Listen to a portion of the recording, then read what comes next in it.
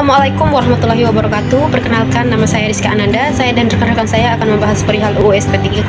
UU SP3K singkatan dari Undang-Undang Sistem Penyuluhan Pertanian, Perikanan, dan Kehutanan. UU SP3K menjelaskan bahwa pembangunan pertanian, perikanan, dan kehutanan yang berkelanjutan merupakan suatu keharusan untuk memenuhi kebutuhan pangan dan bahan baku industri, memperluas lapangan kerja dan lapangan usaha untuk kesejahteraan masyarakat, khususnya petani, peternak, nelayan, dan pembudidaya ikan. Di sini kami akan banyak membahas tentang pertanian berkelanjutan.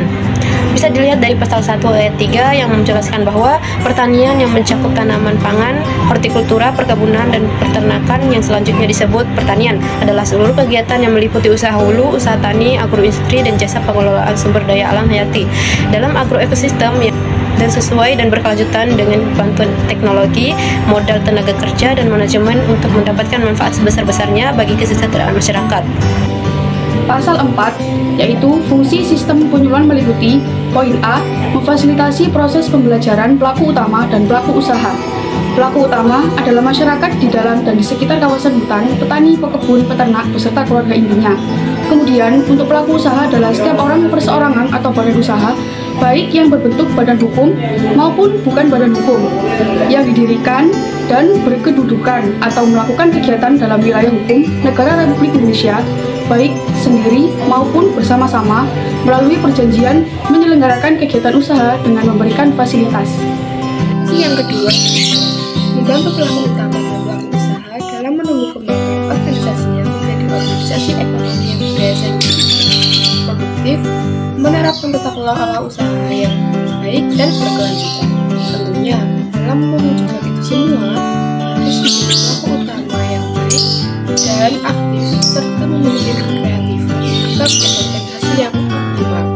Pasal 24 ayat 1, program penyuluhan disusun setiap tahun yang memuat rencana penyuluhan tahun berikutnya dengan memperhatikan siklus anggaran masing-masing tingkatan, mencakup perorganisasian dan pengelolaan sumber daya sebagai dasar pelaksanaan penyuluh.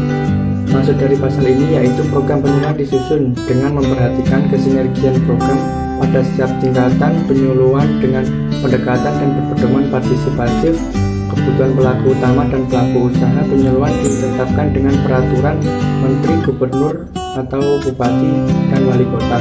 Pasal 26 ayat 1 yang isinya penyuluh menyusun dan melaksanakan rencana kerja tahunan berdasarkan program penyuluhan. Rencana kerja tahunan penyuluh atau RKTP adalah suatu rencana tertulis yang dibuat oleh penyuluh pertanian untuk suatu wilayah kerja tertentu dalam bentuk kegiatan penyuluhan pertanian.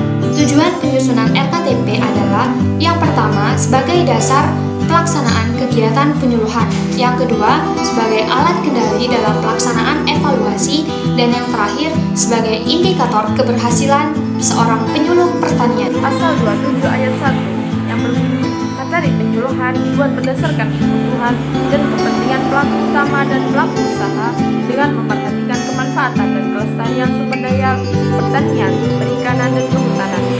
Dalam artian, penyuluhan pertanian merupakan proses pembelajaran bagi pelaku utama dan pelaku usaha agar mereka mau dan mampu membantu dan mengorganisasikan dirinya dalam mengakses informasi pasar, teknologi, permodalan, dan sumber daya lainnya sebagai upaya untuk meningkatkan produktivitas, efisiensi usaha, pendapatan, dan kesejahteraan lainnya, serta meningkatkan kesadaran dalam melestarikan fungsi lingkungan. Pasal 27 ayat 2 dijelaskan tentang unsur pengembangan sumber daya manusia dan unsur peningkatan modal sosial serta unsur ilmu pengetahuan. Sedikit saya jelaskan di sini tentang pengembangan sumber daya manusia. Pengembangan sumber daya manusia adalah proses di mana karyawan dalam sebuah perusahaan dibantu secara terencana untuk meningkatkan kemampuan sehingga bisa menyelesaikan berbagai macam tugas yang berhubung dengan peran mereka di masa depan. Pasal 31 ayat 1 bab 8 tentang sarana dan prasarana yang berbunyi untuk meningkatkan kapasitas kelembagaan penyuluhan dan kinerja penyuluh diperlukan sarana dan prasarana yang memadai agar penyuluhan dapat diselenggarakan dengan efektif dan efisien. Sarana prasarana yang dimaksud dalam ini adalah adanya lahan, contoh atau demplot yang dimiliki penyuluh atau lembaga penyuluhan, ketersediaan alat bantu dan alat peraga, tersedianya transportasi yang dapat digunakan untuk memperlancar kerja penyuluh dan ketersediaan hasil-hasil penelitian di lembaga penyuluhan yang dapat digunakan penyuluh sebagai referensi dalam melaksanakan tugasnya membantu masyarakat binaannya dalam memecahkan masalah yang dihadapi dalam usahanya tersebut. Sekian penyampaian dari kami. Apabila ada kesalahan kami mohon maaf. Kami akhiri. Wabillahi taufiq wal hidayah. Wassalamualaikum warahmatullahi wabarakatuh.